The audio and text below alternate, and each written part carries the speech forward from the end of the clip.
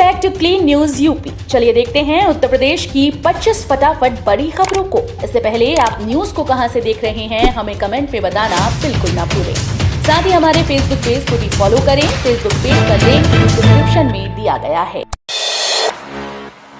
Research के छात्रों को हर महीने मिलेंगे 40,000 रुपए।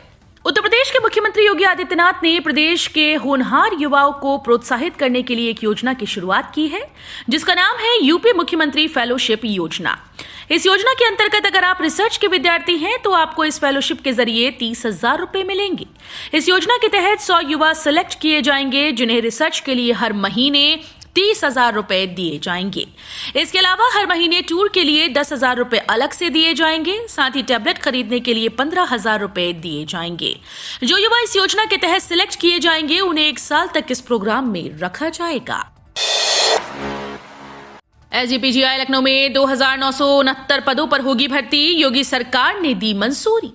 योगी सरकार ने प्रदेश के सुपर स्पेशलिटी चिकित्सा संस्थान एसजीपीजीआई में 2,969 पदों के सृजन को मंजूरी दे दी है। ये सभी पद गैर शैक्षणिक संवर्ग के हैं। इनमें से 286 पद आउटसोर्सिंग के जरिए भरे जाएंगे।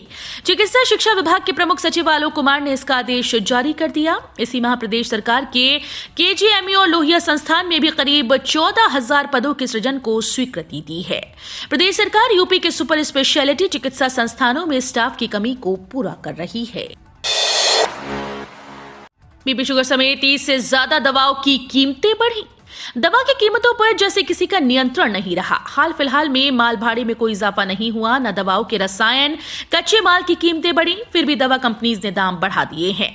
दाम उन्हीं दवाओं के ज्यादा बढ़े जिनका इस्तेमाल ज्यादा होता है। कंपनीज ने मनमाने तौर पर दवाओं की कीमतों में वृद्धि कर दी है। इसका खामियाजा मरीजों को भुगतना पड़ रहा है। दवाओं के एवज में मरीजों को और भी अधिक जेब ढीली करनी पड़ रही है।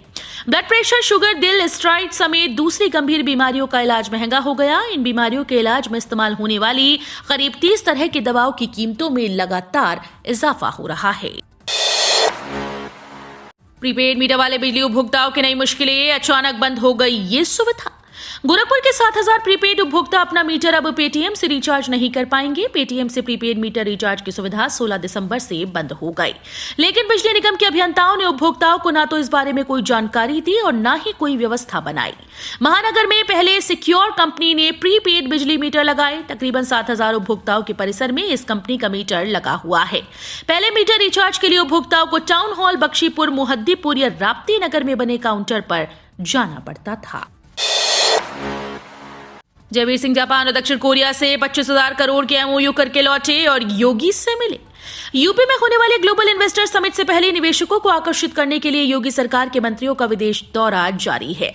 पर्यटन मंत्री जयवीर सिंह ने जापान और दक्षिण कोरिया से 25,456 करोड़ रुपए का एमओयू साइन कराने के बाद सीएम योगी से मुलाकात की। वाराणसी में अमृत एक रोगी डेटा एक्सचेंज स्थापित होगा।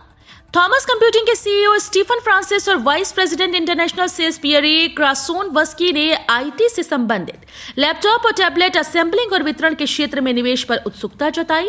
ईडीएफ, रिन्यूएबल्स एंड टोटल एरन के कंट्री हेड से मुलाकात के दौरान उन्हें जीआईएस 2023 में शामिल होने के साथ भारत में रिन्यूएबल एनर्जी सेक्टर में निवेश के लिए आमंत्रित किया गया। पाटेक्स एनवी ने हेल्थ केयर सिस्टम में आई शक्ति का उपयोग करने के लिए वाराणसी में अमृत एक रोगी डेटा एक्सचेंज स्थापित करने के लिए 1,000 करोड़ के निवेश के इंटेंट पर हस्ताक्षर किए। बरेली विश्वविद्यालय में 9 भाषाओं के 18 नए कोर्स। बरेली और मुरादाबाद मंडल के 9 जिलों के छात्र ले सकेंगे लाभ। महात्मा ज्योतिबा फुले रुहेलखंड विश्वविद्यालय परिसर में इस सत्र से विभिन्न भाषाओं में सर्टिफिकेट, डिप्लोमा और पीजी डिग्री पाठ्यक्रम खोले गए। ये सभी पाठ्यक्रम centre of excellence for multi legal studies मानविकी विभाग में स्वीकृत किए गए, जिसमें 9 भाषाओं के 18 पाठ्यक्रम शामिल हैं। बरेली विश्वविद्यालय परिसर के छात्रों को मैंडरिन भाषा सीखने के लिए प्रोत्साहित करने के लिए मानविकी विभाग के मल्टीलिंगुअल स्टडीज सेंटर में मंगलवार को एक वेबिनार आयोजित किया गया। रात 8 बजे के बाद बसें नहीं चलेंगी, परिवहन विभाग ने जारी किया आदेश। रात 8 बजे के बाद अब यूपी परिवहन निगम की बसें नहीं चलेंगी। कोहरे को देखते हुए संचालन न करने का फैसला किया गया है। इसके साथ ही ये भी तय किया गया कि अगर मार्ग पर कोहरा पाया जाएगा तो बसों को मार्ग में पड़ने वाले बस स्टेशन, ढाबा, थाना, पेट्रोल पंप, टोल प्लाजा पर कोहरा कम होने तक खड़ा किया जाएगा। कोहरा छटने के बाद इन बसेस का संचालन होगा। फेक न्यूज फैलाने वाले 3 यूट्यूब चैनल्स पर सरकार ने कसा शिकंजा। भारत सरकार के सूचना और प्रसार मंत्रालय ने फेक न्यूज फैलाने वाले 3 और यूट्यूब चैनल्स पर लगाम कसी है। भारत सरकार ने इन 3 यूट्यूब चैनल्स पर गलत सूचना देने के लिए फेक बताया और रोक लगा दी। पीआईबी की फैक्ट चेक यूनिट ने फेक न्यूज फैलाने वाले 3 यूट्यूब चैनल्स का पर्दाफाश किया। इसमें आज तक लाइव, सरकारी अपडेट, न्यूज हेडलाइन प्रमुख रूप से शामिल है। ये यूट्यूब चैनल भारत के सर्वोच्च न्यायालय, भारत के मुख्य न्यायाधीश और प्रधानमंत्री के लाखों बार देखे जाने वाले नकली वीडियो का प्रचार प्रसार कर रही थी। राकेश टिकैत बोले, किसानों की समस्याएं जस की तस, जल्द होगा बड़ा आंदोलन। मेरठ में भारतीय किसान यूनियन के राष्ट्रीय प्रवक्ता चौधरी राकेश टिकैत ने कहा कि देश में किसानों की समस्याएं जस की तस है। सरकार अपने वादों पर खरी नहीं उतरी है। गन्ना किसानों से किया गया वादा भी पूरा नहीं किया गया। उन्होंने कहा कि देश को एक बार फिर से बड़े आंदोलन की जरूरत है। जल्द ही किसानों की मांगों को लेकर आंदोलन किया जाएगा। राकेश टिकैत मंगलवार को मेरठ पहुंचे थे। यूपी निकाय चुनाव पर आज होगी फिर सुनवाई। उत्तर प्रदेश निकाय चुनाव को लेकर दायर याचिकाओं पर इलाहाबाद हाईकोर्ट के लखनऊ बेंच में 20 दिसंबर को सुनवाई हुई। सरकार ने अपना जवाब पेश किया। इस दौरान 45 मिनट तक बहस हुई। अब आज बुधवार को दोबारा हाईकोर्ट में बहस होगी। प्रदेश के सभी राजनीतिक दलों के पदाधिकारियों, कार्यकर्ताओं के साथ निकाय चुनाव के लाखों दावेदारों और उनके समर्थकों की निगाहें न्यायालय के फैसले पर टिकी हुई हैं। ग्रेटर नोएडा में गरीबों के लिए बनी रैन बसेरा, 25-25 बिस्तर लगाए गए, सैनिटाइजर व मास्क भी रखे गए। ठंड का प्रकोप लगातार बढ़ता जा रहा है। पिछले 3 दिन से लगातार ठंड पड़ रही है और ये बढ़ती जा रही है।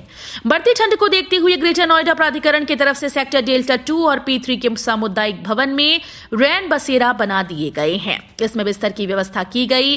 प्राधिकरण की सीईओ ऋतु माहेश्वरी ने ग्रेटर नोएडा में अलग अलग जगहों पर रैन बसेरा बनाने के निर्देश दिए थे। इसी क्रम में परियोजना विभाग ने सेक्टर डेल्टा 2 व P3 के सामुदायिक भवन में 2 रैन बसेरे बनाए हैं। अलीगढ़ मुस्लिम यूनिवर्सिटी में इस बार नहीं होंगी सर्दी की छुट्टियां। अलीगढ़ मुस्लिम विश्वविद्यालय में लंबे समय बाद इस बार शीतकालीन अवकाश नहीं होंगे। विश्वविद्यालय प्रशासन ने ऐसा निर्णय इसलिए लिया क्योंकि शैक्षिक सत्र देरी से शुरू हुआ है। बता दें कि अलीगढ़ मुस्लिम विश्वविद्यालय में हर बार सर्दियों में शीतकालीन अवकाश घोषित होते हैं, लेकिन इस बार ये अवकाश घोषित नहीं हो रहे। विश्वविद्यालय में पिछले 2 वर्षों में तो कोरोना के चलते विश्वविद्यालय बंद रहने के चलते अवकाश नहीं हो सका था, लेकिन इस बार शैक्षिक सत्र देरी से शुरू हुआ। ऐसे में अवकाश न करने का निर्णय लिया गया। अवकाश को लेकर विश्वविद्यालय में अधिकारियों की बैठक हुई। गोरखपुर से बांद्रा टर्मिनल के लिए चलेगी स्पेशल ट्रेन। रेलवे ने यात्रियों की सुविधाओं को ध्यान में रखते हुए गोरखपुर से बांद्रा टर्मिनल के लिए 1 वे स्पेशल ट्रेन चलाने का निर्णय लिया। पश्चिमी मध्य रेलवे के कोटा मंडल के अधिकारियों के मुताबिक ये गाड़ी कोटा और भरतपुर स्टेशन होते हुए बांद्रा को जाएगी। इस ट्रेन में स्लीपर श्रेणी के 20 और 2 SLR सहित कुल 22 कोच होंगे। गोरखपुर से गाड़ी संख्या 05301 बांद्रा टर्मिनल स्पेशल ट्रेन एक ट्रिप के लिए 22 दिसंबर को रवाना होगी। गोरखपुर से ये ट्रेन सुबह 8:30 पर प्रस्थान करेगी।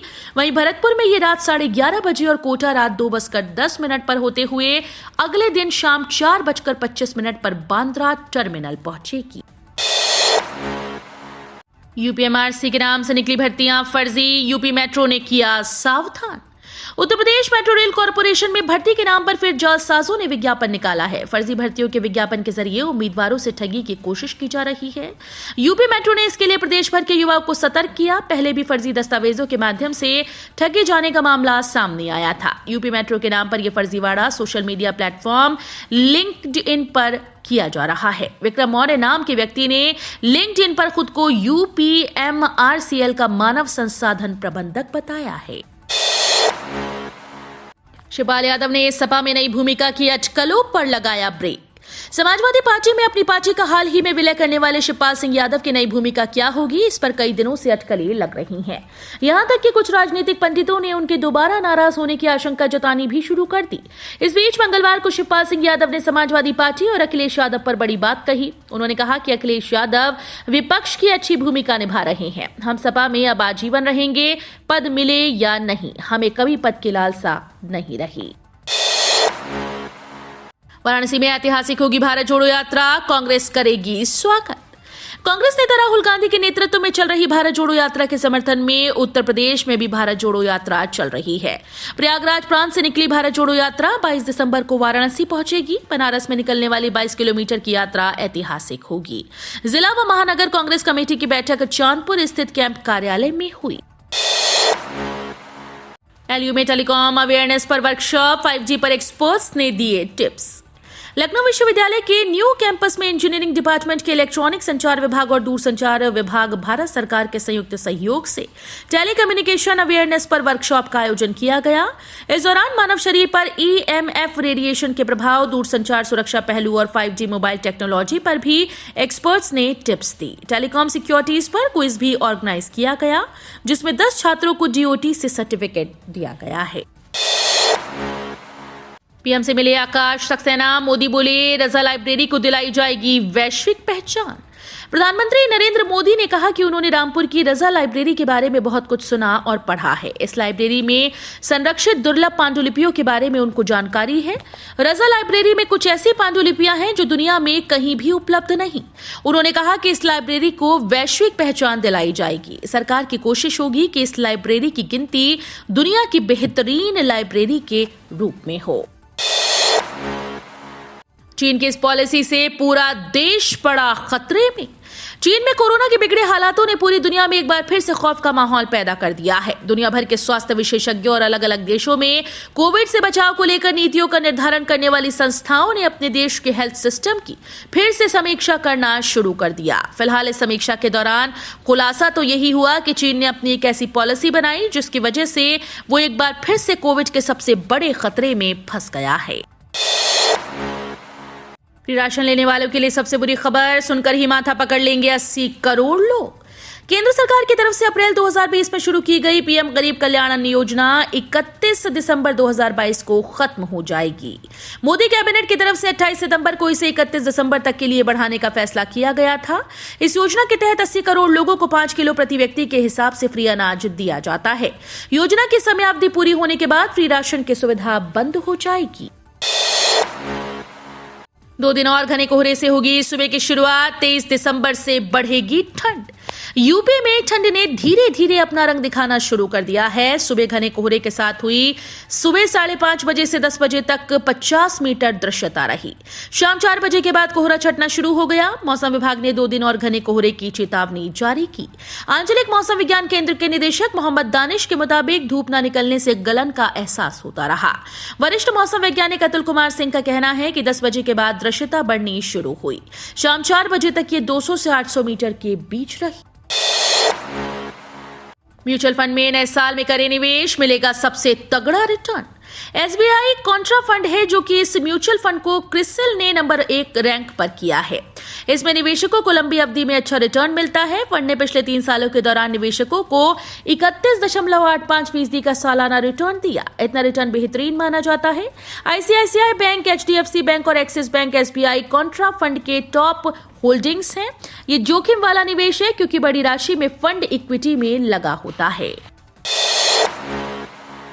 स्मृति ईरानी पर बयान देकर फंसे अजय राय, महिला आयोग की नोटिस। केंद्रीय मंत्री स्मृति ईरानी पर टिप्पणी करना कांग्रेस के प्रांतीय अध्यक्ष अजय राय के लिए भारी पड़ता दिखाई दे रहा है। एक तरफ राष्ट्रीय महिला आयोग ने अजय राय पर सख्त रुख अपनाते हुए नोटिस जारी कर दिया, तो दूसरी ओर सोनभद्र के राफ्ट्सगंज थाने में कई धाराओं में केस दर्ज किया गया है। स्मृति ईरानी को लेकर अजय राय की इस टिप्पणी पर महिला आयोग ने उन्हें नोटिस जारी किया। अजय राय को 28 दिसंबर को दोपहर 12 बजे तक पेश होने के लिए कहा गया है। नोटिस में कहा गया कि कई मीडिया रिपोर्ट में आयोग ने पाया कि अजय राय ने मंत्री स्मृति ईरानी पर अभद्र टिप्पणी की। आयोग इस टिप्पणी की निंदा करता है। अमेरिकी डॉलर को टक्कर देने के लिए मोदी सरकार का मास्टर प्लान। वर्तमान में अमेरिकी डॉलर की कीमत काफी महंगी है, तो वहीं भारतीय रुपए की कीमत काफी सस्ती। लेकिन अब भारतीय रुपया डॉलर से टक्कर लेने के लिए तैयार है। दरअसल मोदी सरकार की ओर से हाल ही में कुछ ऐसे फैसले लिए गए जो कि रुपए को आने वाले सालों में डॉलर की तुलना में मजबूत कर सकते हैं। वहीं पिछले दिनों डॉलर के मुकाबले रुपए में काफी गिरावट देखने को मिली, जिसके बाद रुपए को मजबूत करने के लिए कदम उठाए जा रहे हैं। तो ये थी आज की 25 फटाफट बड़ी खबरें। अगर आपको न्यूज पसंद आई हो तो वीडियो को लाइक और शेयर जरूर करें। धन्यवाद।